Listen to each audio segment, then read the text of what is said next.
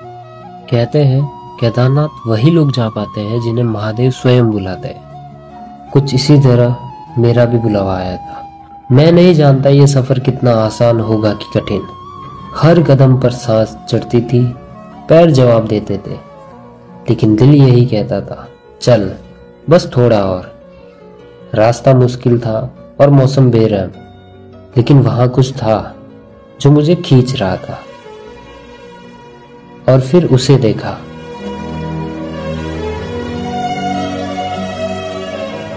बर्फ से घिरा, शांत, जैसे शिव खुद कह रहे हो देर से सही, आखिरकार आ गया तू। उस एक झलक ने मेरी सारी थकान मिटा दी। ना कोई शिकायत रही, ना कोई डर। मेरे लिए ये केवल एक यात्रा नहीं थी, एक ऐसा अनुभव था जहां शिव ने मुझे स्वयं से मिलाया। जिंदगी में कभी लगे कि तुम रास्ते से भटक गए तो एक बार केदारनाथ हो आना। शायद उन रास्तों में महादेव तुम्हें स्वयं से मिला दे। जय श्री केदार, हर हर महादेव। किसी की भी अब ये जाहिर सरेआम है, ऐलान है। जब तक जहां में सुबह शाम है, तब तक मेरे नाम तू। जब तक जहां में मेरा नाम है, तब तक मेरे नाम तू। जब तक जहां में सुबह शाम है, तब तक मेरे नाम तू। जब तक जहां में मेरा नाम है, तब तक मेरे नाम तू।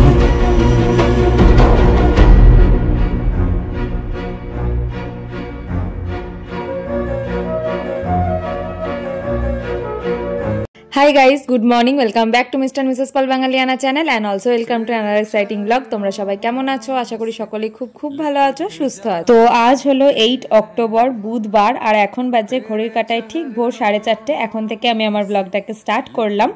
দেখতেই পাচ্ছ মোটামুটি আমি রেডি হয়ে গিয়েছি, মোটামুটি না প্রায় রেডি হয়ে গিয়েছি।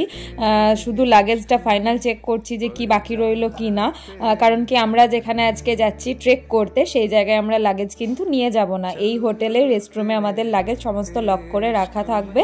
তো সমস্ত কিছু ভালোভাবে লক হয়েছে কিনা সেটা আমাদের দেখে নেওয়াটা রেসপন্সিবিলিটি, প্লাস কটা লাগেজ হচ্ছে গুনে রেখে যাওয়া আর এসে আবার সমস্ত লাগেজ গুনে রিসিভ করা যে সেই অবস্থায় আছে কিনা। যদিও ওদেরও একটা দায়িত্ব থাকে যে যেহেতু আমরা ট্যুরিস্টদের লাগেজ নষ্ট হলে ওদেরই বদনাম হবে, তো ওরাও সেফলি রাখে, তাও একটা নিজেদের চেক করে নেওয়াটা বেটার। সেই জন্য আমরা সমস্ত কিছু ভালোভাবে চেক করে নিয়ে দেন এখন আমরা কিন্তু বেরিয়ে পড়েছি। দেখতেই পাচ্ছ চারিদিকটা ভীষণ অন্ধকার, দেখে ভাববে হয়তো যে মাঝরাতে আমরা কোথাও একটা যাচ্ছি। মাঝরাত না, এটা কিন্তু ভোরবেলা, ওই জন্য রাস্তাঘাট পুরোই ফাঁকা, এখনও সেরকমভাবে কোনো গাড়ি বেরোয়নি। আমাদের টার্গেট ছিল ভোর 4টের মধ্যে বেরিয়ে যাওয়া, বাট এই শীতের জায়গায় বুঝতেই পারছো ভোরবেলা প্রথম কথা ওঠাটাই কষ্টকর, তো একটু লেট তো হয়েই যায়। 4টা 4:30 আমরা হোটেলেই বাজিয়েছি, কিন্তু বেরোতে বেরোতে আমাদের 5টা হয়ে গিয়েছিল। যখন আমরা ফাইনাল যেখান থেকে আমাদের ট্রেকটা স্টার্ট হবে সেখানে পৌঁছাই, দেখতেই পাচ্ছ তখন কিন্তু একদম সকালের আলো ফুটে গেছে পরিষ্কার। অনেকে ট্রেক কিন্তু ভোরবেলায় মানে অন্ধকার থাকতে থাকতেই শুরু করে দিয়েছে। এতে সুবিধাটা কি হয়, যেহেতু ঘোড়ার প্রচুর যাতায়াত, যেহেতু প্যাসেঞ্জার নিয়ে ঘোড়া যায়, ওখানে যারা ট্যুরিস্ট আছে যারা হাঁটতে পারে না তাদের কিন্তু ঘোড়ায় চেপে যেতে হয়, প্লাস ডুলি অনেক রকমের সিস্টেম আছে, তো তারা পরিষ্কার না হলে কিন্তু ওই যাতায়াতগুলো শুরু করে না। তো ওই যাতায়াতগুলো শুরু হলে কিন্তু ট্রেকে অনেক ডিস্টার্ব হয়। যারা গেছে আমার সাথে তারা একমত হবে, কারণ কি ফাঁকা রাস্তায় একটা হাঁটা প্লাস সাইড থেকে হঠাৎ করে ঘোড়া চলে আসছে বা কেউ ডুলিতে নিয়ে যাচ্ছে, এইগুলো তাদেরকে একটু সাইড ছাড়তেই হয়, তো সেইটার জন্য একটু টাইমটা বেশি লেগে যায়। ওই কারণে যতটা ভোর ভোর স্টার্ট করতে পারবে ততটাই মানে আগে পৌঁছে যাবে, ঘোড়া স্টার্ট হওয়ার আগে ততটাই আগে পৌঁছে যাবে। ঘোড়া স্টার্ট হয়ে গেল কিনা তোমার ওখানে কিন্তু অনেকটা টাইম ওখানেই নষ্ট হয়ে যায়, এটা আমরাও রিয়েলাইজ করলাম। অনেকের কাছে আগে শুনেছিলাম, বাট গিয়ে নিজেরাও সেটা রিয়েলাইজ করলাম। তো আমরা আগের দিন রাত্রে গুপ্তকাশীতে আমাদের হলটা করেছিলাম, ওখান থেকে আমাদের এজেন্সিতে 4 টাকাটা ছিল সেটা করে আমরা সোনপ্রয়াগ অবধি যাই। তোমরা যে কোনো এজেন্সির গাড়ি নাও বা নিজেদের কারে প্রাইভেট গাড়ি যাও না কেন, তোমাদের গাড়ি কিন্তু সোনপ্রয়াগেই দাঁড় করাতে হবে। সোনপ্রয়াগ থেকে কিছুটা হেঁটে যাওয়ার পরে রেজিস্ট্রেশন অফিস পড়ে, যেখানে ওরা রেজিস্ট্রেশনটা চেক করে। রেজিস্ট্রেশনটা আগে থেকেই করিয়ে নিতে হয় অনলাইনের মাধ্যমে। দেন ওখান থেকে কিছুটা আগে হেঁটে গেলে ওদের লোকাল ট্যাক্সি বা লোকাল গাড়ির ব্যবস্থা আছে। তো ওরা এক একটা গাড়িতে 12 জন করে নেয়, 12 জন হবে তবেই ওরা গাড়িটা ছাড়বে। তোমাদের গ্রুপ যদি বড় হয়, 12 জনের গ্রুপ হয়, সেক্ষেত্রে একটা গ্রুপ একটা গাড়িতেই ফুল হয়ে যাবে। আর যদি গ্রুপ ছোট হয় সেক্ষেত্রে তোমাকে অন্য গ্রুপের সাথে কিন্তু অ্যাডজাস্ট করতে হবে, কারণ ওরা 12 জন না হলে গাড়ি ছাড়ে না, এটা ওদের ওখানকার রুলস। তো ওখানকার লোকাল ট্যাক্সির ভাড়া মাথা পিছু 50 থেকে 60 টাকাই নেয়, এর বেশি না। একটা গাড়িতে 12 জন, বারবার সেটা মেনশন করছি আমি। তো আমরা সোনপ্রয়াগ থেকে এই লোকাল ট্যাক্সিগুলো পাবো কিছুটা হেঁটে যাওয়ার পর, রেজিস্ট্রেশন চেকিংয়ের পরে পাবো এই গাড়িগুলো।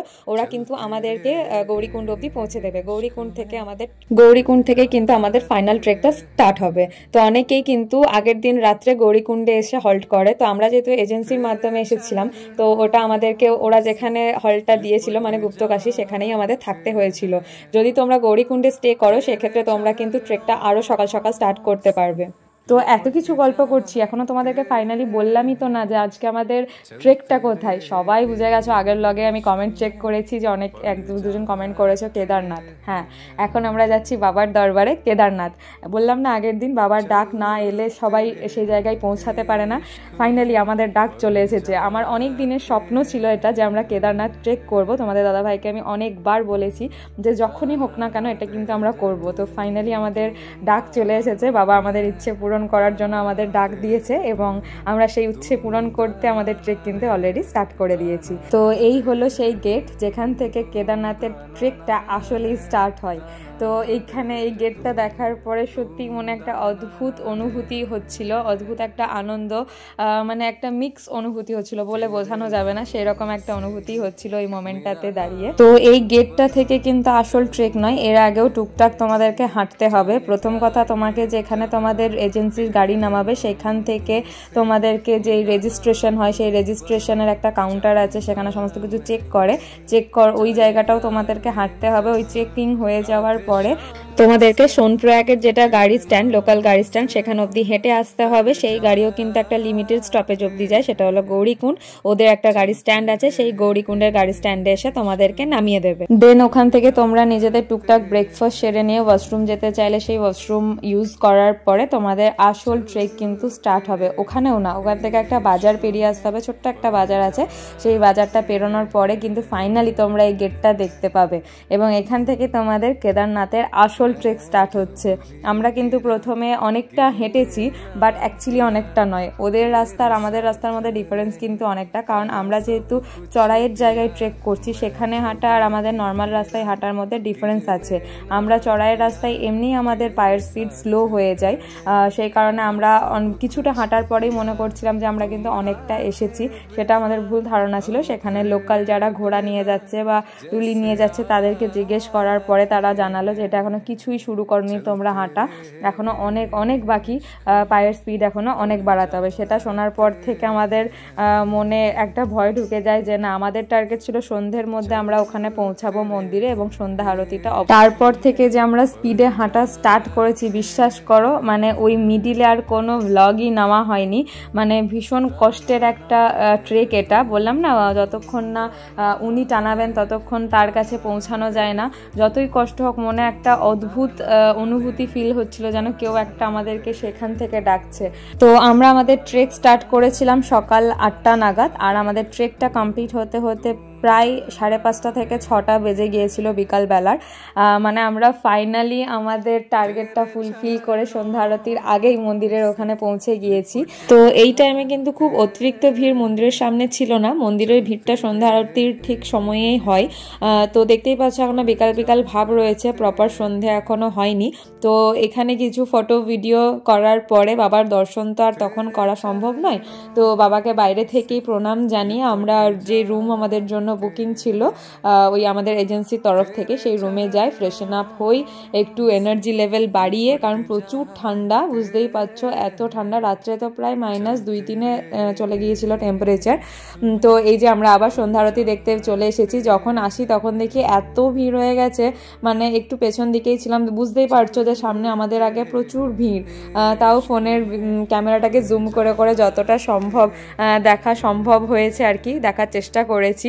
আমি তো প্রায় ফোনের স্ক্রিনেই আরতি দেখেছি বলতে পারো, আমি তো মানে অত দূর অব্দি হাইটই যাচ্ছিল না যে প্রপারভাবে দেখবো। তো finally dream come true moment বলে না, লাইভ স্নোফল, এত অজোর ধরে স্নোফল দেখা, সেটা হঠাৎ করে আমরা সন্ধ্যা আরতি দেখে কিন্তু যে যার রুমে চলে গিয়েছিলাম। হঠাৎ করে আমাদেরই টিমের একজন মেম্বার শুভ, সে এসে আমাদের ডাকে যে প্রচুর স্নোফল হচ্ছে বাইরে।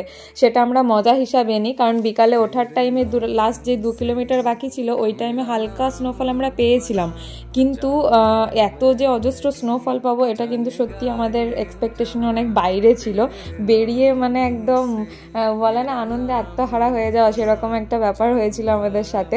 তো ওই মাইনাস টেম্পারেচারে জ্যাকেটের পকেট থেকে হাত বের করে যেটুকু স্নোফলের ভিডিও তোমাদের জন্য ক্যাপচার করা সম্ভব হয়েছে সেইটুকুই তোমাদের সাথে শেয়ার করে নিলাম, বাকিটা নিজেরাই এনজয় করেছি। তারপর আমরা রুমে ফিরে যাই আর ডিনার করে রেস্ট করি, কারণ কি আমরা পুজোর টাইমিংটা সেট করেছিলাম ভোর 2:45, মানে আমাদের যে পুরোহিত ছিল সে কিন্তু আমাদের ওই টাইমেই বলেছিল পুজো দিতে হবে, আর আমরা ভিআইপি টোকেনে পুজো দিয়েছিলাম, সেটাও একটা মাধ্যমেই।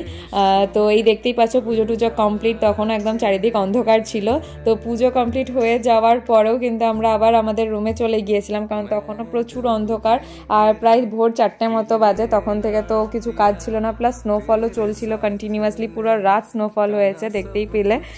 তো এটা হলো কিন্তু পরের দিন মানে সকাল হওয়ার পরে, মানে ভোর 4টেয় আমরা রুমে যাই, গিয়ে আমরা আবার যে যার মতো ঘুমিয়ে পড়ি। দেন আমরা ঠিক 8টা সাড়ে 8টা করে আবার রুম থেকে বেরোই। আর এত সুন্দর, মানে আগের দিন রাত্রে এত স্নোফল পাওয়ার পরে যে পরের দিন সকালে এত সুন্দর রোদ ঝলমলে একটা সকাল পাবো, এটা আনএক্সপেক্টেড ছিল, ভীষণ আনএক্সপেক্টেড একটা ব্যাপার হয়েছে আমাদের সাথে। মানে পুরোপুরি মানে বাবা আমাদেরকে নিজেই ডেকে পাঠিয়েছিলেন তার দরবারে, তার ডাকে আমরা এত কষ্ট করে সেখানে পৌঁছাই। তারপরে প্রত্যেকটা ওয়েদার, আমাদের প্রত্যেকটা মনস্কামনা যেটা আমরা মনে মনে ভাবছিলাম অনেকেই তো রাত্রে স্নোফল পাই, কে জানে আমরা পাবো কিনা, সেটাও আমাদের কপালে জুটিয়ে দিয়েছিলেন। আর তারপরের দিন সকালে এই সোনার মতো একটা ঝলমলে রোদের ওয়েদার, সেটাও আমরা পেয়েছি। মানে সমস্ত কিছু আমাদের ফুলফিল করিয়ে দিয়েছিলেন ঠাকুর, যেটা যেটা আমরা চেয়েছিলাম মন থেকে। তো এটা হলো মন্দিরের পেছন দিকের দরজা, পেছন দিক বলতে অ্যাকচুয়ালি রাইট সাইডে এই দরজাটা পড়ে। ভোরবেলায় পুজো করতে কিন্তু আমরা এই দরজা দিয়েই ঢুকেছিলাম, ফ্রন্টেও একটা দরজা আছে, সেটা তো আমরা সবসময় সমস্ত ভিডিওতেই দেখতে পাই। আর এই হলো মন্দিরের পেছনের সেই ভীমশিলা, এই হলো ভীমশিলা, উঠতে উঠতে সিঁড়িতে উঠতে উঠতে বাঁ হাতেই পড়ে, বাবার ত্রিশূল এখানে রয়েছে। এই হলো ভীমশিলা, অজস্র মূর্তি ওখানে রয়েছে বাবার। আর এখানে অনেক ধরনের সন্ন্যাসী তোমরা দেখতে পাবে যারা বসে আছে, ভীমশিলার সামনেও অনেক সন্ন্যাসী বসে আছে, প্লাস মন্দিরের সামনেও অনেক সন্ন্যাসী বসে আছে। তারা ময়ূরের পালক হাতে নিয়ে আছে, মেবি তারা তোমার মাথায় ওগুলো ছুঁয়ে দক্ষিণা চাইবে, এরকমই ম্যাক্সিমাম সন্ন্যাসীরা এরকমই করছিল। অনেকেই আবার কিন্তু নিজে থেকে না গেলে তারা কিছুই করে দিচ্ছিল না, আবার কিছু কিছু সন্ন্যাসী আছে যারা নিজে থেকে সেটা করছিল। এই হলো বাবার মন্দিরের সামনের একটা দরজা, যেখানে অনেক ঘন্টা বাঁধা, কি পারপাসে সেটা জানি না, হয়তো অনেকের মনস্কামনা হিসাবে সেখানে বাঁধে, আমি ঠিক প্রপার এই ব্যাপারটা নিয়ে জানি না। মানে এত সুন্দর চারিদিকের ভিউ, বিশ্বাস করে ওই মন্দির ছেড়ে মনে হচ্ছে না যে আবার আমরা ট্রেক করে নিচে নামি, মনে হচ্ছে ওখানেই থেকে যাই, এত সুন্দর একটা স্বর্গের মতো অনুভূতি যাকে বলে। তো আমরা আমাদের লাগেজ ফাইনালি গোছাবাগা করছি, কিছু ভুললাম কি না। প্রচুর ঢাকা তোমরা এখানে সাপ্লাই পেয়ে যাবে রুমে, প্লাস রুম হিটারও ওরা ভাড়া দেয়, সেটা চাইলে নিতে পারো। এখানে সবাই নিজের নিজের লাগেজ দেখছে যে কে কি ভুললো না ভুললো, সমস্ত কিছু ভালোভাবে প্যাকিং করতেই হবে, কারণ ভুলে গেলে আর নেওয়ার কোনো উপায় থাকবে না। তো বেরোনোর আগে লাস্ট বারের মতো বাবার দর্শন দূর থেকে করছি। কৌশল তো দৌড়ে দৌড়ে বাবার মন্দিরের সামনে আরও একবার চলে গিয়েছিল। তো যাই হোক, দূর থেকে বাবার দর্শন করে বাবার অনুমতি নিয়ে আমরা আমাদের ট্রেক আবার শুরু করলাম নিচে নামার উদ্দেশ্যে। মানে এত সুন্দর পরিবেশ না চারিদিকটা, বিশ্বাস করো ইচ্ছে করছিল না, লাস্টে মনটা একটু ভার হয়ে আসছিল যে এতদিন ধরে ভাবছিলাম বাবার দরবারে যাব, বাবাকে দর্শন করব, বাবাকে পুজো দেব, সেই সমস্ত কিছু এত জলদি হয়ে গেল, এত তাড়াতাড়ি পের করে দিল, এত সুন্দর সুন্দর অনুভূতিগুলো সমস্ত কিছু শুধু স্মৃতি হিসাবেই রয়ে গেল মনের পাতাতে। বাবা টানালে নিশ্চয়ই বাবার দরবারে আবার আসবো, সেই মনের ইচ্ছে আবার রইল, সমস্ত কিছু বাবার ইচ্ছাই, বাবা যদি আবার টানায় নিশ্চয়ই আসবো। তো চারিদিকটা বারবার করে ফিরে তাকাচ্ছি, আর বাবার মন্দির যতক্ষণ অবধি দেখতে পেয়েছি নামার পথে ততক্ষণ অবধি বাবার মন্দিরের দিকেই তাকিয়ে তাকিয়ে নেমেছি। মানে সত্যি মন চাইছিল না বাবার মন্দির ছেড়ে আবার সেই পুরনো জায়গায় ফিরে যেতে। এত সুন্দর একটা অনুভূতি না, যারা যায় তারাই অনুভব করতে পারে। মানে অদ্ভুত টাইপের এক মায়া ওই জায়গাটাই, আর অদ্ভুত টাইপের মনের জোর তৈরি হয়ে যাবে যখন তুমি বাবার মন্দিরের উদ্দেশ্যে যাওয়ার জন্য, যারা ট্রেক হিসাবে যাও, ট্রেক করে যাবে তাদের কথা বলছি। অদ্ভুত একটা মনের জোর তখন তোমরা পাবে, মনে হবে যেন কেউ একটা ওপর থেকে আমাদেরকে ডাকছে, আমাদের জন্য অপেক্ষা করছে, এই একটা অনুভূতি কাজ করে। তো এই হলো হেলিপ্যাডের জায়গাটা। যারা হেলিকপ্টারে আসতে চায় বা যারা হেঁটে উঠতে পারবে না, এরকম অনেক বয়স্ক মানুষেরা তো ইচ্ছে থাকে বাবার দর্শন করার, তো তাদের ক্ষেত্রে কম টাইমে এই হেলিকপ্টারটাই একটা অপশনস। এই সামনেই একটা হেলিপ্যাডের স্পট আছে মন্দির থেকে একটু দূরে, খুব একটা দূরে নয়। তাদের হেলিকপ্টারে নামার পরে খুব একটা হাঁটতে কিন্তু হয় না, তবে বাবার দরবারে আসছে যখন একটু তো হাঁটতে হবেই, খুব একটা বেশি না। এত মানুষ এত নিচ থেকে এত কষ্ট করে হেঁটে আসছে, এইটুকু না হয় বাবার নাম করে হাঁটাই যায়, তাই না? তো দেখতে পাচ্ছ চারিদিকের ওয়েদারটা এত সুন্দর, এত ভালো, মানে বলছি না ওই জায়গায় যে যাবে সে আর মনে হবে না যে ওই জায়গা থেকে আবার ঘুরে আসি। তো অনেকটা ট্রেক করে নেমে আসার পরে এখানে আমরা একটু রেস্ট নিয়েছি। খুব বেশিক্ষণ করে কিন্তু রেস্ট নেওয়া যাবে না, রেস্ট নিতে গেলেই সমস্যা, কারণ একবার বসে গেলে পা মনে হচ্ছে যেন এত ব্যথা করছে, এত অজস্র কষ্ট হচ্ছে, আর পারবো না। সেজন্য আমরা জাস্ট 5 মিনিট করে বসছি প্রত্যেকটা জায়গায়, যখন যখন মনে হচ্ছে, দেন আবার আমাদের ট্রেক স্টার্ট করে দিচ্ছি। ট্রেকের মাঝে ব্যাঘাতের কারণ হলো এই ঘোড়া, সব থেকে বেশি ডেঞ্জারাস জিনিস। মানে তোমাদেরকে একটা টাইমে অনুভূতি হবে তোমাদের যে সাইড থেকে হয়তো যদি তুমি না দাঁড়াও, ওদেরকে সাইড না দাও, তোমাকে ওরা ঠেলে নিচে ফেলে দেবে, এরকম একটা ভাবে ওরা নিয়ে যায় ওদেরকে। তো ফাইনালি আমাদের যে ট্রেকটা সেটা কমপ্লিটের মুখে। বলেছিলাম না যাওয়ার দিনে যে মাঝখানে একটা বাজার পড়ে, সেই বাজারটা পেরোলেই তোমরা কেদারনাথের মেন গেটটা দেখতে পাবে, যেখান থেকে কেদারনাথের আসল ট্রেক হয়। এটাই হলো কিন্তু সেই বাজার, যেটা আমি যাওয়ার দিনে ভিডিও করতে পারিনি, বাট আসার দিনে করেছি। কিন্তু মাঝখানে ট্রেকিংয়ের আর কোনো ভিডিও নিইনি, কারণ ভিডিও করতে গেলে আমাকে দাঁড়াতে হচ্ছিল, আর দাঁড়ালে আর মনের জোর পাচ্ছিলাম না যে আমি এটা কমপ্লিট করতে পারবো কিনা। কন্টিনিউয়াসলি হেঁটে গেছি প্রত্যেককেই। তো আমাদের সকলের মুখের আনন্দটা দেখে বুঝতেই পারছো যে আমরা কতটা প্রত্যেকেই মন থেকে খুশি এতটা জার্নির পরেও, সেটা আমাদের মুখ দেখলেই বোঝা যাচ্ছে। তো ফাইনালি আমাদের ট্রেক কমপ্লিট করে আমরা এখন যাচ্ছি হলো গৌরীকুণ্ড, যেখানে আমাদেরকে আগের দিনে লোকাল ট্যাক্সিগুলো নামিয়ে দিয়ে গিয়েছিল। ওদের একটা স্টপেজ আছে, গাড়ির স্ট্যান্ড আছে, সেই স্ট্যান্ড অবধি আমাদেরকে হেঁটে যেতে হয়। তো এখানে দেখতেই পাচ্ছ প্রচুর গাড়ি দাঁড় করানোর, প্রচুর মানুষ কিন্তু গাড়ি খুঁজছে, মানে কোন গাড়িটা বেরোবে সেরকম গাড়ি খুঁজছে। অনেক গাড়ি দাঁড়িয়ে আছে, তো ওই যে বললাম গাড়িতে 12 জন না হলে ওরা কিন্তু গাড়ি ছাড়বে না। সেম প্রসেস আবার ফেরার টাইমেও তাই। তো আমরা যেহেতু গ্রুপে 5 জন ছিলাম, আমাদেরকে দুদিনই কিন্তু অন্য গ্রুপের সাথে অ্যাডজাস্ট করে যেতে হয়েছিল। তো সেইখান থেকে মানে গৌরীকুণ্ড থেকে গাড়ি আমাদেরকে সোনপ্রয়াগে নামিয়ে দেয়। সোনপ্রয়াগ থেকে আমাদের এজেন্সির গাড়ির ভাইয়া আমাদের জন্য ওয়েট করছিল। সেখান থেকে আমরা আবার ভাইয়ার সাথে আমাদের হোটেলে ফিরে যাব, যেখানে আমাদের লাগেজগুলো আগের দিনে আমরা রেখে এসেছি। চোখে মুখে সকলেরই অজস্র ক্লান্তির একটা ছাপ, তাও বাবার দরবারে যাওয়ার যে উৎসাহ, সেই উৎসাহ কিন্তু আমরা কমাইনি। কিন্তু এখন একটু মনটা খারাপ খারাপ লাগছে, কারণ বাবার দরবারে এতদিন ধরে আসবো আসবো ভাবছিলাম। সব জায়গা না কোথাও যাওয়ার থাকলে যাবোটাই ভালো, গেলেই যেন কত তাড়াতাড়ি সেই মুহূর্তগুলো পেরিয়ে যায় আমাদের জীবন থেকে, তাই না? তো আবারও অপেক্ষায় রইলাম, বাবা যদি আবারও আমাদেরকে কোনো দিন টানায় নিশ্চয়ই বাবার দরবারে আবার ফিরে যাব। যতবার বাবা আমাদের টানাবে ততবারই বাবার দরবারে ফিরে যাওয়ার ইচ্ছে আমাদের রইল। আরও একটা জিনিস যেটা আমরা কেদারনাথে গিয়ে জানতে পারলাম, এটা অনেকেই আমাদেরকে বলেছিল যারা এর আগে কেদারনাথ গেছে তারা জানে, 2013 সালের আগে মানে বন্যার আগে কিন্তু 16 থেকে 17 কিলোমিটার পর্যন্ত রাস্তা ছিল কেদারনাথ মন্দিরের ট্রেকটা। কিন্তু বন্যার পরে নতুনভাবে রাস্তা মেরামত হওয়ার পরে সেই রাস্তার পরিমাণ কিন্তু আরও বেড়ে গিয়েছে, বাট মাইলস্টোনগুলো সেই পুরনো মাইলস্টোনই রয়ে গেছে। সেই পুরনো হিসাবে 16 কিলোমিটার এখনও লেখা আছে, বাট ওটা অ্যাকচুয়ালি আরও 8 থেকে 10 কিলোমিটার মতো রাস্তা কিন্তু বেড়ে গেছে নতুনভাবে রাস্তা হওয়ার পরে। সেটা আমরা ওখানকার লোকাল লোকাল লোকের কাছ থেকেই জানতে পেরেছি, যদিও সেটা সঠিক ইনফরমেশন কিনা যদি কেউ জেনে থাকো সেটা আমাকে কমেন্টে জানিও। আমি যেটুকু জেনে এসেছি সেটুকুই তোমাদেরকে জানালাম আমার ভিডিওর মাধ্যমে। ওখানে যারা ডেলি ঘোড়া নিয়ে ওঠানামা করে বা ডুলিতে বা পিটুতে নিয়ে যায় যারা, তাদের কাছ থেকেও আমরা এই ইনফরমেশনটাই পেলাম যে পুরনো মাইলস্টোনগুলোই রয়ে গেছে, কিন্তু এখন কিন্তু রাস্তা আগের তুলনায় 2013 সালের তুলনায় এখন অনেকটাই বেশি হয়ে গেছে, এখন অনেকটাই ঘুরিয়ে রাস্তা হয়ে গেছে। এটা বন্যার পরে নতুনভাবে রাস্তা তৈরি হয়েছিল, বাট মাইলস্টোন কিন্তু নতুনভাবে লাগানো হয়নি। তো আগের তুলনায় এখন কিন্তু অনেকটাই রাস্তা বেশি। হয়তো পরবর্তীতে যারা যাওয়ার প্ল্যান করছো তারা আমার ভিডিও দেখে উপকৃত হতে পারো, সেই জন্যই আমি এই জিনিসটা তোমাদের সাথে শেয়ার করে রাখলাম। তো আজকের এই পুরো ব্লগটা তোমাদের কেমন লাগলো সেটা অবশ্যই নিচে কমেন্ট করে জানিয়ে যেতে ভুলে যেও না। যদি কেউ আমার চ্যানেলে প্রথমবারের মতো ভিজিট করে থাকো, তোমাদের কেমন লাগলো আমার ব্লগটা দেখে তোমরাও প্লিজ কমেন্ট করে জানিও। ভালো লাগলে চ্যানেলটাকে সাবস্ক্রাইব করো, লাইক করো, বাকিদের সাথে ভিডিওটা শেয়ার করে নিও। তো আজকের ভিডিওটাকে আমি এখানে শেষ করছি, আবারও খুব তাড়াতাড়ি দেখা হচ্ছে পরবর্তী একটি ভিডিওতে। Till then stay happy, healthy and safe, and obviously stay kind and positive. Bye by.